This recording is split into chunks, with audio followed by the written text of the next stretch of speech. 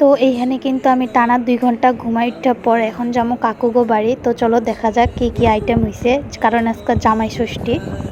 আর কিন্তু যাই প্রথমে মাছ ভাজা হওয়া দেখতে পেলাম, তারপর কিন্তু কষানি মাংস হয়ে যায়। আর এখানে একটুখানি টেস্ট করার জন্য আমরা 3 জনে খাইনি, আমি, কাকি আর পিসি।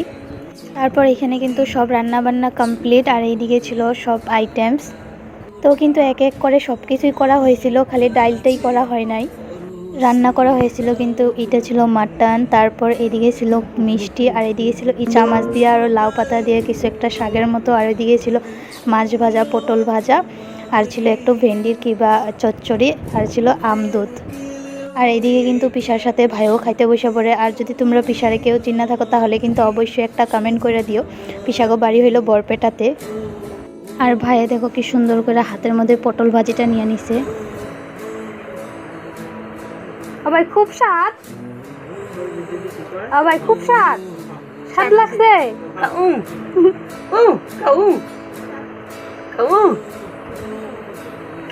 কি দিয়ে ভাত খাও তুমি?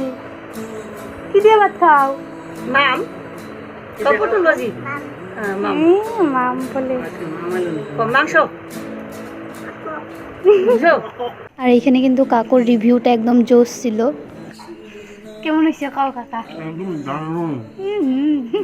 মাংসটা কে রাঁধছে কত? কাকি, মাস্টার শেফ। কাকি রাঁধছে নাকি? তার জন্য বেশি ভালো নাই। মায়ের রাঁধছে, মায়ের। আর যখনই কিন্তু কইছে যে ঠাম্মা রান্না করছে, তখন কিন্তু কইছে যে খুব ভালো হয়েছে। হার্দিক এইবার কেমন হয়েছে? কথা কেমন হয়েছে? খুব ভালো হয়েছে, খুব ভালো।